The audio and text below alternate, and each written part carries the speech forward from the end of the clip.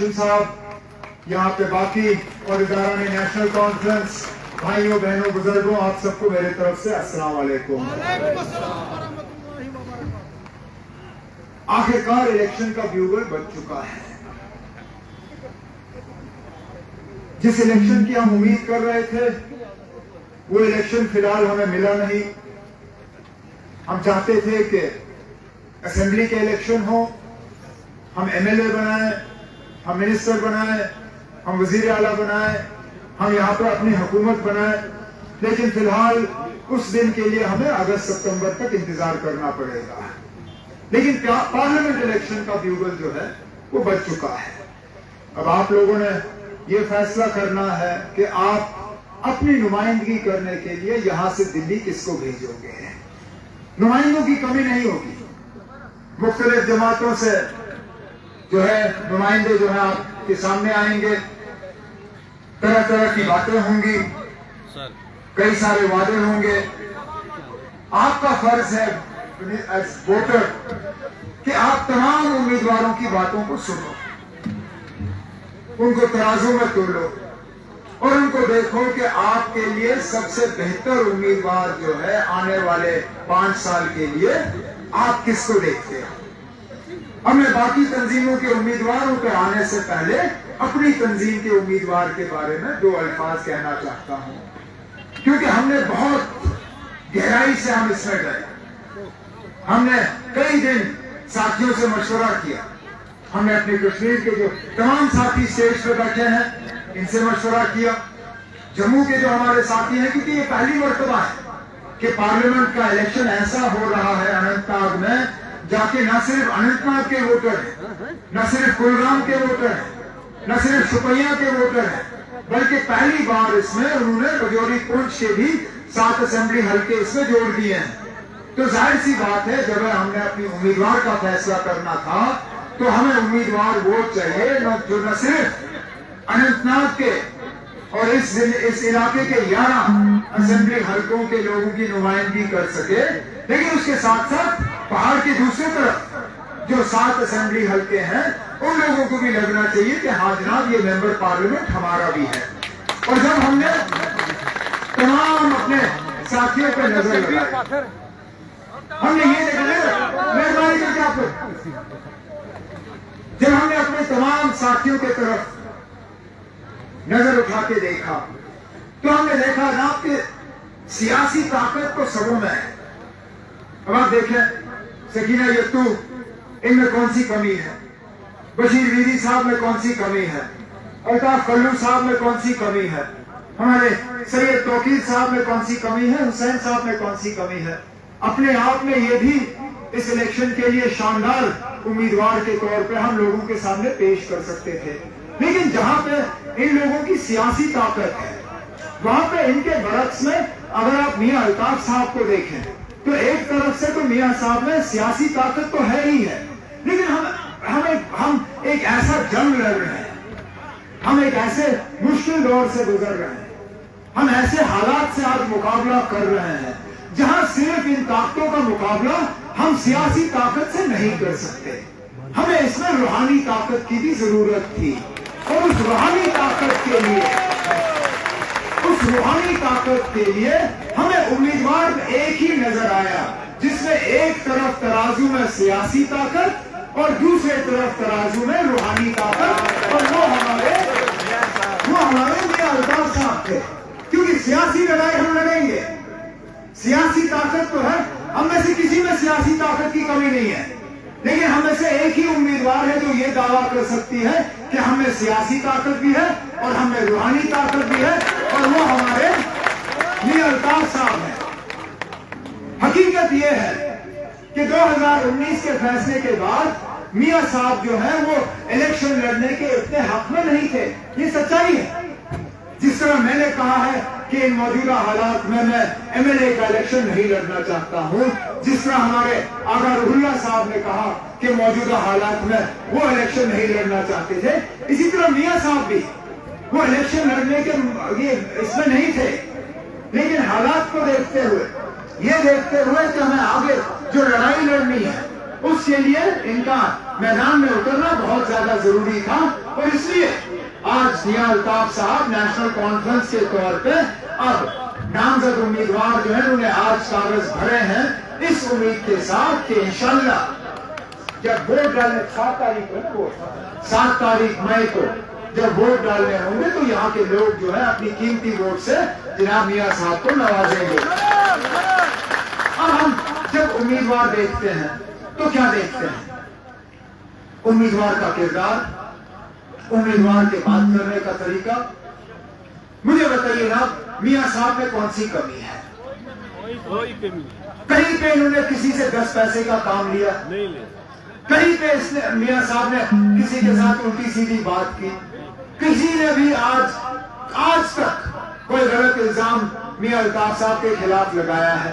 यहां तक कि हमारे जो मुखालिफ आज मैदान में उतरे हुए हैं वो नेशनल कॉन्फ्रेंस के बारे में बात करते हैं, वो नेशनल कॉन्फ्रेंस की क़यादत के बारे में बात करते हैं, लेकिन मियां साहब के बारे में, मियां साहब का जो है, मियां साहब की मुखालफत करने के लिए इनके पास अल्फाज नहीं है, क्योंकि मियां साहब के लिए जो है ये मुखालफत कर नहीं सकते। अब ये लड़वाने की कोशिश करेंगे, अब ये यहाँ पे फिरका परस्ती करेंगे, यहाँ पे तबकों में लोगों को बांटने की कोशिश करेंगे। आप देखिए ना मियां साहब और इनके खानदान का तौर तरीका, जहां जाते हैं ये लोगों को जोड़ते हैं। अब पीर जो है वो पीर अपने आप नहीं बनता, पीर बनता है जब पीर के पीछे मुरीद चलने के लिए तैयार है। पीर की ताकत पीर को उनके मुरीदों से मिलती है। और मियां साहब के आप मुरीद देखिए, मियां साहब के मुरीद जो है वो कश्मीरी है, वो गुजर है, वो पहाड़ी है, वो कश्मीरी हिंदू है, वो कश्मीर का सिख है। यहां तक के मियां साहब के आज फॉर्म भरने का दिन है। आपको स्टेज पे कम से कम मेरे 2 सीनियर साथी जम्मू के अजय सदोत्रा साहब और रतनलाल गुप्ता साहब आए हैं, जो जम्मू में काम छोड़ के यहां आए मियां साहब के साथ। क्यों? क्योंकि मियां साहब के साथ एक जाती इनको लगाव है। मतलब ये कि मियां साहब जो है वो लोगों को अलग नहीं करते, वो लोगों को जोड़ने का काम करते हैं, बिना मजहब मिलने, बिना और किसी चीज को देखते हुए। ना आपको उम्मीदवार में और क्या चाहिए? आपको उम्मीदवार में और क्या चाहिए? ईमानदार, मेहनती, दमदार, लोगों के साथ इंसाफ करने वाले। अच्छा, वो लोग जो अब ये शोषा खुलेआम नहीं कहेंगे, लेकिन कभी अल्फाजों में कहेंगे कि मियां अल्ताफ साहब गुजर हैं, इससे कौन इनकार कर सकता है? लेकिन मियां अल्ताफ साहब ने 5 इलेक्शन जीते हैं लगातार। सही है, 5 इलेक्शन। 90 से पहले इन्होंने अपना पहला इलेक्शन लड़ा। अब इनके इलाके में कुल मिला के गुजर वोटर जो है वो 30% है, 30%। अगर मियां अल्ताफ साहब सबको लेके चलने वाले नहीं होते, आपको क्या लगता है ये 5 बार लगातार इलेक्शन जीतते? नामुमकिन होता ना। एक बार जीतते, दूसरी बार जीतते, उसके बाद जो 70% आबादी है, अगर मियां साहब उनको साथ लेके नहीं चलते, वो 70% आबादी एक साथ आके इनको हराने का काम करते। नहीं हुआ। वो इसलिए नहीं हुआ क्योंकि मियां साहब जो है वो सिर्फ एक कौम की नुमाइंदगी नहीं करते, वो सिर्फ एक तबके की नुमाइंदगी नहीं करते, वो सबको साथ लेके चलते हैं और सबकी नुमाइंदगी करने का यही नतीजा है, यही नतीजा है कि आज इनके खिलाफ कोई एक बात करने के लिए जो है वो तैयार नहीं। अब चलिए, उम्मीदवार अपनी जगह, अब हम तंजीम पे आते हैं। फिर अब तंजीम का जो है आप किरदार अगर देखना चाहें, तंजीम के किरदार को आप इस तरह मत देखिए कि वो अपने दोस्तों के साथ क्या रवैया अपनाते हैं। आप तंजीम को इस तरफ से देखिए कि वो अपने मुखालिफों के साथ किस तरह का रवैया अपनाते हैं। और इसमें आप नेशनल कॉन्फ्रेंस को देखिए, जहां हमारे मुखालिफ हमें कमजोर करने पे लग जाते हैं, जहां हमारे मुखालिफ हमारे पैर काटने पे लग जाते हैं, जहां हमारे मुखालिफ जो है वो नेशनल कॉन्फ्रेंस को तहस नहस करने में लग जाते हैं, वहां हम लोग हैं जनाब जो अपनी मुखालिफों को मदद करने के लिए तैयार होते हैं। हालात को देखते हुए क्या इस बात से ये पीडीपी वाले जो आज हमारी मुखालफत कर रहे हैं, क्या वो इस बात से इनकार कर सकते हैं कि एक बार नहीं 4 बार हमने इनको मदद की, 4 बार हमने इनको दोस्ती का हाथ बढ़ाया। पिछले 10 साल में 2015 2015 में जब इलेक्शन के नतीजे निकले थे, मैं था जिसने एक बार नहीं, एक से ज्यादा उस वक्त मरहूम मुफ्ती मोहम्मद सैयद साहब, अल्लाह मग़फ़िरत करे उन्हें, मैंने उनको ये भेजा किसी के जरिए एक संदेशा कि मुफ्ती साहब मेहरबानी करके जिस रास्ते पे आप चलने जा रहे हो वो जम्मू कश्मीर के लिए बहुत खतरनाक साबित होगा, मत करिए इन बीजेपी वालों के साथ ये अलायंस। हम बिना किसी शर्त के आपको अपना जो है सपोर्ट दे देंगे, आप करिए, 6 साल हुकूमत बनाइए, हमें आपका राज्यसभा नहीं चाहिए, हमें आपकी मिनिस्ट्री नहीं चाहिए, हमें आपका MLC नहीं चाहिए, हमें आपकी चेयरमैनी नहीं चाहिए, हमें आपके सीक्रेट फंड में से एक डबल पैसा नहीं चाहिए, लेकिन इन बीजेपी वालों के साथ हाथ मत मिलाओ। नहीं माना उन्होंने। जब मुफ्ती साहब गुजर गए 2016 में, और जब हुकूमत बनाने पे वो बात चल रही थी, उस वक्त महबूबा मुफ्ती जी वो थोड़ा देर लगा रही थी, उस वक्त उनकी हुकूमत को थोड़ा खतरा था। उस वक्त भी हमने कहा कि हम हुकूमत नहीं बनाएंगे, न हम PDP को तोड़ेंगे, हमारा कोई इरादा नहीं है। मैंने उस वक्त भी महबूबा मुफ्ती साहिबा से कहा, मैंने कहा आप दोबारा ये गलती मत करिए, बीजेपी के साथ आपने एक रिश्ता बनाया, दूसरा मत बनाए, इसका खमियाजा हमें बहुत ज्यादा भुगतना होगा। नहीं मानी। हालांकि 2016 के आपके सामने है, उस वक्त दूध की बात हुई, टॉफी की बात हुई, बहुत सारी और बातें हुई, लेकिन लोगों का जो है, लोगों की हमदर्दी की बात नहीं हुई। चलिए छोड़िए उस चीज को, आ जाते हैं हम 2018 पे। एक बार फिर 2018 में जब PDP ने अल्ताफ बुखारी साहब को सामने लाया, उस वक्त भी नेशनल कॉन्फ्रेंस ने चिट्ठी के जरिए गवर्नर साहब को कहा कि हम PDP के चीफ मिनिस्टर को बनाने के हक में हैं, ताकि बीजेपी की साजिशों को जो है हम नाकामयाब करें। अब देखिए ना, मुझे इस मुल्क में कोई ऐसी तंजीम दिखाए जिसने एक बार नहीं, 2 बार नहीं, लगातार 3 बार अपने मुखालिफों को हुकूमत देने के लिए जो है सपोर्ट का जो है ऐलान किया। आपको पूरे मुल्क में ऐसा नहीं दिखेगा, नहीं दिखेगा, क्योंकि हम अपनी तंजीम के बारे में नहीं सोचते, हम जम्मू कश्मीर के बारे में सोचते हैं, हम जम्मू कश्मीर के आवाम के बारे में सोचते हैं, हम जम्मू कश्मीर के हालात के बारे में सोचते हैं। लेकिन आखिरकार सच जो है, आप उसको ज्यादा देर छुपा नहीं सकते हो, सच जो है वो सामने आ ही जाती है। मैं उस वक्त भी 2015 में मैं समझ नहीं पाया कि मुफ्ती साहब ने हमारे दोस्ती के हाथ को ठुकराया क्यों।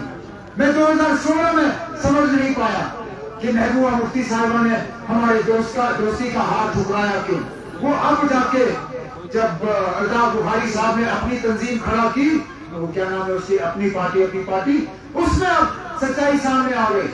अल्ताफ बुखारी साहब ने खुद अब तकरीरों में कहा कि ये जो बीजेपी के साथ PDP का रिश्ता बना था, ये 2014 के इलेक्शन के बाद का रिश्ता नहीं है, ये 2014 के इलेक्शन से पहले ही बीजेपी और PDP ने जो है एक साथ हाथ मिलाने का काम किया था। तो जो लोग 2014 में आपको धोखा दें, जो 2015 में आपको धोखा दें, जो 2016 में यहाँ तबाही और बर्बादी लाए, उनसे आप आज क्या उम्मीद करोगे। अब रही बात नुमाइंदे भेजने की, आप कितनी बार उन नुमाइंदों को आजमाओगे। देखिए ना, यहाँ पे लेक्चर करना बहुत आसान है, इलेक्शन में लेक्चर करना बहुत आसान है, क्योंकि लोग खामोशी से बैठते हैं। मीडिया के सामने, प्रेस के सामने बयान देना वो भी बहुत ज्यादा आसान है, क्योंकि मीडिया वाले जो है ये ज्यादा शोर नहीं करते, सवाल तो करते हैं, लेकिन सवाल करने के बाद जो है आपका जवाब जो है ये खामोशी से सुनते हैं। पार्लियामेंट में कोई खामोश नहीं रहता ना, पार्लियामेंट में शोर शराबा होता है, पार्लियामेंट में नारे लगते हैं, पार्लियामेंट में माइकें बंद हो जाती है। पार्लियामेंट में बोलना और यहाँ पे बोलना, उसमें जमीन आसमान का फर्क है। और इस बार ये बीजेपी वाले ये खामोश बैठने वाले लोगों में से नहीं है। आपको क्या लगता है, जो 2008 में मैं क्या बोलूं यार कर गई, वो 2024 में वहां पार्लियामेंट जाके क्या बोल पाएंगी, ये तो हम सबके सामने है। तो कम से कम मेहरबानी करके आप वो उम्मीदवार चुनिए जो दिल्ली जाके आपके मुतालबों की बात करे, जो यहाँ के हालात के बारे में वहां बात करे, जो हमारे से छीना गया है, चाहे वो 370 हो, चाहे वो 35A हो, हमारा आईन हो, हमारा झंडा हो, हमारी इज्जत हो, हमारा वकार हो, हमारी पहचान हो, ان سب چیزوں کو ہمیں سلامت رکھنا ہے. ہم نے اپنی زمین ہے، جن زمینوں کا مالکانہ حق بابا قوم شیر کشمیر شیخ محمد اللہ نے یہاں کے لوگوں کو دیا، ہم نے ان زمینوں کو بچانا ہے. ہم نے ان بچوں کے مستقبل کو بچانا ہے، ان کے روزگار کا ہم نے بندوبست کرنا ہے. ان سب چیزوں کے لیے بہت ضروری ہے کہ آپ 7 مئی کو صحیح فیصلہ کریں. آپ نے 7 مئی کو اپنے ووٹ کا صحیح استعمال کریے اور اس بات پہ غور کریں. یہ یاد رکھیے، جو ووٹ نیشنل کانفرنس کے حل کے حق میں نہیں جائے گا وہ ووٹ سیدھا سیدھا بی جے پی کو مدد کرنے کے لیے جا رہا ہے. اور بی جے پی کا ہم نے بہت یہاں پہ ہم نے تباہی اور بربادی دیکھی. تبھی تو بی جے پی والے اپنا امیدوار نہیں اتار رہے، کیونکہ وہ جانتے ہیں انہوں نے یہاں کے لوگوں کے ساتھ کتنا ظلم کیا. وہ چھپے ہوئے ہیں باقیوں کے پیچھے، لیکن بی جے پی کی سازشیں جو ہے وہ لگاتار یہاں پہ رچائی جا رہی ہیں. ان سازشوں کا ہمیں مقابلہ کرنا ہوگا. 7 مئی کو میری موتبانہ آپ سے گزارش ہے کہ ایک ایک ماں بہن نوجوان بھائی بزرگ آپ لوگ اپنے پولنگ بوتھ میں جائیں، بسم اللہ کریں اور میاں الطاف اور نیشنل کانفرنس کے حل والے نشان کو کامیاب کر کے اس سیمی فائنل میں آپ لوگ کامیابی حاصل کریے. کیونکہ یہ سیمی فائنل ہے، اگست ستمبر میں انشاءاللہ فائنل ہوگا. فائنل میں آپ کو اپنا ایم ایل اے بنانا ہے، ایم ایل اے بنانے کے بعد آپ کو منسٹر بنانا ہے.